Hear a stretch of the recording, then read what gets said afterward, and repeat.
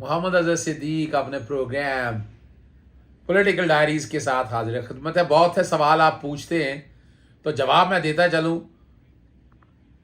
Islamabad police ने जो JIT बनाई है उसकी कोई आईनी और कानूनी हैसियत नहीं है। यानी वो जेआईटी जो कुछ भी करेगी वो जो तफ्तीशी अफसर उस पर पाबंद नहीं है जी। मैं इसलिए कि ये सामने मेरे नोटिफिकेशन है, ये बैकग्राउंड पे चल रहा है। Constitutional special investigation team in case FIR number so and so as per law. कौन सा कानून जी, जरा हम भी समझना चाह रहे हैं। In order to ensure effective foreign liaison and collection of evidence in multiple national interest in jurisdiction the following special joint investigation team has been constituted. बड़ी मजेदार बात है। अच्छा, वो लिखा mister Awais Ahmed, capital police officer. ये इस्लामाबाद से ही है। इस्लामाबाद पुलिस में तो पहले ही एतबार नहीं है। और मेरा नहीं ख्याल है अरशद शरीफ या बाकी उनकी वालदा साहबा या बाकी इसको कबूल करेंगे। बाकी लोगों का मुझे कोई ताल्लुक नहीं है।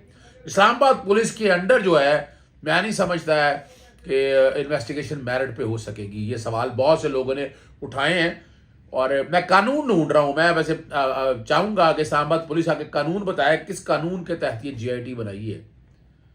भाई इसमें 780 क्यों नहीं लगाया? 780 बैकग्राउंड पे फिर मैं चला आ रहा हूं। टेररिज्म का ये केस था, 780 इसमें लगाते। और 780 जब लगना था तो सेक्शन 19 है एंटी टेररिज्म एक्ट का, जिसके तहत जेआईटी तश्कील दी जा सकती थी कानूनी तौर पर। ये पता नहीं जेआईटी कहां से तश्कील होगी, मैं कानून नहीं मुझे मिल सका। यार चले, सुप्रीम कोर्ट के सामने बात आ गई कि ये जीआईटी तश्कील दे दी गई है, लेकिन इस जीआईटी की कोई हैसियत नहीं है।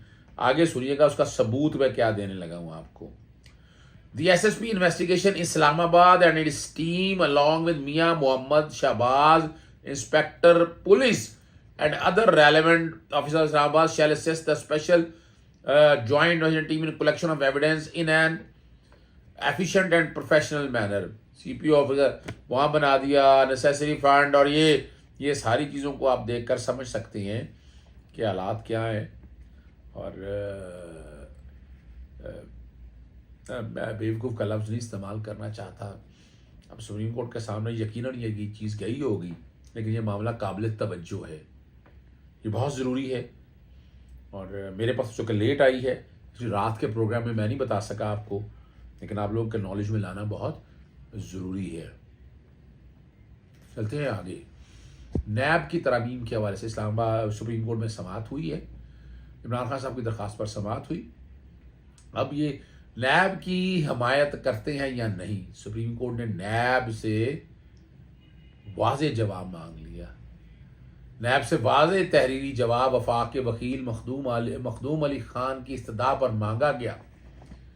यानी मिली भगत नजर आ गई आपको, वफाक किस जगह खड़ी है और नैब, जो कि नैब अभी चेयरमैन, नैब उनका अपना जाती है, उनका जाती आदमी है जी, जाती आदमी है। मैं फिर बार बार कह रहा हूं, नवाज शरीफ की चॉइस है ये, तो वो तो वही करेंगे ना। यहां से बदनीति वादे हो जाएगी आपके पास।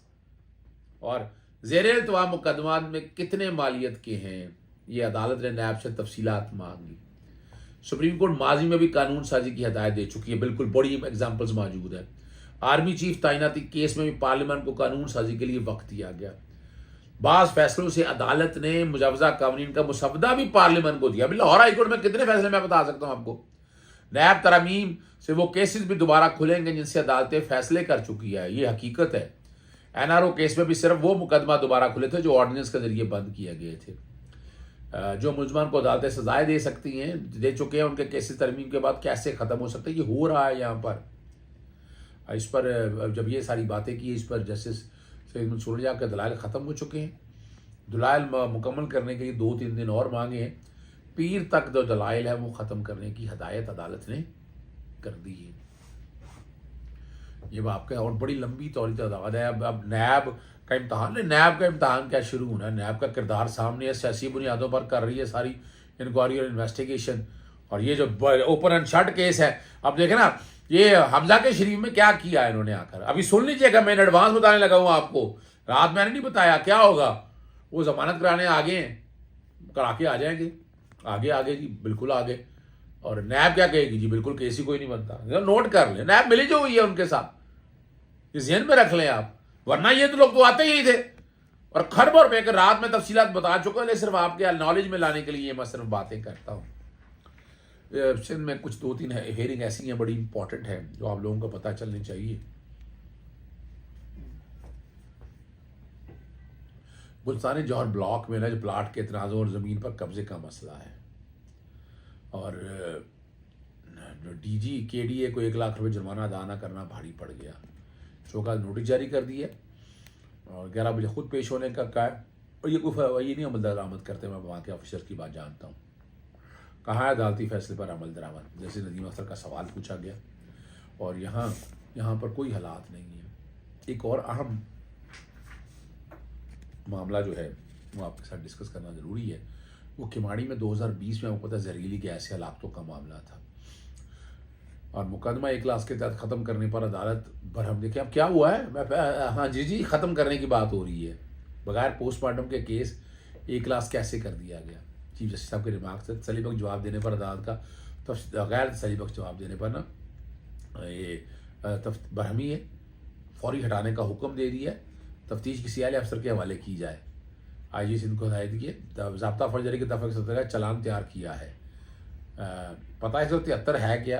अदालत का पढ़ के सुनाओ। अदालत ने SSP कमाड़ी और DSP को रोस्टर पर तलब कर लिया। आपको मालूम है 1 क्लास क्या है? अगर मुकम्मल मालूमात तो बताएं, वरना वक्त का अदालत है। मुझे मुकम्मल मालूमात नहीं है। अपना SSP किमाड़ी ने जो है ना अदालत के सामने ये बात रखी है। पंजाब के अंदर या KPK के अंदर आपको पता है KPK भी असम्बलियाँ तो डिज़ोल्व करने के लिए बिल्कुल तैयार बैठी हैं। पंजाब में मुख्तलिफ मुलाकातें रही हैं मुनस इलाही की आमिर कियानी के साथ, और साबका गवर्नर सिंध अपना इस्माइल से बाद मुलाकात रही है। यहाँ MNA MPs की मुलाकातें चल रही हैं, और कन्फ्यूजन यहाँ पर बहुत ज़्यादा है। लेकिन मैं फिर बार बार बताता हूँ आपको, ये दोनों असम्बलियाँ तहलील कर दें और उसके बाद आपके रिज़ल्ट हाथ में बड़े पॉजिटिव रिज़ल्ट आए। 2 सूबे आपके पास आ जाएंगे। तो सूबे आने का मतलब है वफाक आपके पास है। कल किसी वक्त ये कौमी असम्बली के इलेक्शन होते रहे, लेकिन आपके हाथ में जो चीज़ें आ जाएंगी इसका फ़ायदा अल्टीमेटली आप लोगों को होना है। और आप अगर आगे जाना चाहते हैं तो आपके लिए बहुत ज़रूरी है समझना। बाकी वफाकी हुकूमत इस वक्त लूटमार चल रही है, पैसे बनाए जा रहे हैं। LPG की इम्पोर्ट के ऊपर मुसद्दक मलिक जो हैं इस वक्त वापस आपको बैठ के क्या क्या फ़ैसले कर रहे हैं, और उनको कौन चला रहा है आप समझ सकते हैं इस बात के लिए कि इस वक्त जो हालात है वाक़या चल रहे हैं ना, इस मुल्क कौन सोच रहा है गैस का ऐसा क्राइसिस आना है इस मुल्क के अंदर, आपको गैस नहीं मिलनी है, लोगों के चूल्हे ठंडे पड़ जाएंगे। लेकिन सोचा ही किसी ने नहीं। LPG देखें, लोकल प्रोडक्शन बंद की हुई है, इम्पोर्टेड की तरफ लगाया हुआ है, और स्मगलिंग हो रही है। यहाँ कोई पूछ नहीं, आंखें बंद की है, वो पैसे बनाए जा रहे हैं। किसको क्या कंसर्न है आवाम से किसका ताल्लुक़ है? कोई ताल्लुक़ नहीं है आवाम से किसी का। और ये दाल रोटी इसी भाव बिकती रहनी है। लंदन की खबर मज़ीद में ऐड क्या करना है, वहाँ भी परेशानी है। अब क्या जवाब देना है, अगर ये असम्बलियाँ टूट जाएँ आगे क्या हालात लेके जाना है, वो मामला सारे जो है ना ख़राब चल रहे हैं इस वक्त, याद रखिएगा। इतना आसान काम नहीं है, और ये सारे एक पेज पे हो भी नहीं सकते हैं। मुश्किलें बहुत हैं और मसाइल बहुत है, तेज़ी से बढ़ते जा रहे हैं। क्या उनका तदारक किया जा सकता है? ये वो सवाल है जो उसका मेरे पास तो है, लेकिन मैं चाहूँगा आप लोगों को अंदाज़ा होना चाहिए कि क्या कुछ हालात और वाक़यात ख़राब हो चुके हैं, और चीज़ों को अगर आगे लेकर चलना है तो आपको फिर ये चीज़ों की तरफ बड़ी ख़ुसूसी तवज्जो देनी पड़ेगी। इमरान खान साहब तो स्टेट्समैन के तौर पर किरदार अदा कर रहे हैं, उनकी तो कोशिश है सारे मामला आसन से सुलह अपने ना बड़े तरीके से सेटल हो जाए। लेकिन मौजूदा हुकूमत के अंदर जो लोग बैठे हैं उनका इंटरेस्ट अब पैसे बनाना है, अपनी ताकत के नशे में चूर बैठे हुए हैं। गुरूर और तकब्बुर उनके ज़हनों पे आप देख सकते हैं, उनकी हालत आप बड़ी वजाहत के साथ देख सकते हैं। आप समझ सकते हैं कि इनका नुक्ता नज़र क्या है, ये चाह क्या रहे हैं। क्या ये निज़ाम बेहतर करना चाह रहे हैं? बिल्कुल नहीं निज़ाम बेहतर करना चाह रहे। इन्हें क्या फ़र्क पड़ता है, अवाम रुलती रहे, अवाम जलील होती रहे। जो अब सोना देखे ना तारीख की बुलंद तरीन सतह पर चला गया है। अब सऊदी अरब के पीछे मिन्नतें करते फिर रहे हैं, क्रेडिट के ऊपर मिल जाए, रोल ओवर के ऊपर चीज़ें मिल जाएं। क्या मिल सकेंगी? ये आप ये देखें, अगर आपके यहाँ आपके दोस्त आपकी मदद ना करें तो आप अंदाज़ा लगा सकते हैं कि आप कितनी तकलीफ़ और मुश्किल में हैं। इस तकलीफ़ और मुश्किल से कौन निकालेगा? कोई स्टेबल गवर्नमेंट निकाल सकेगी ना।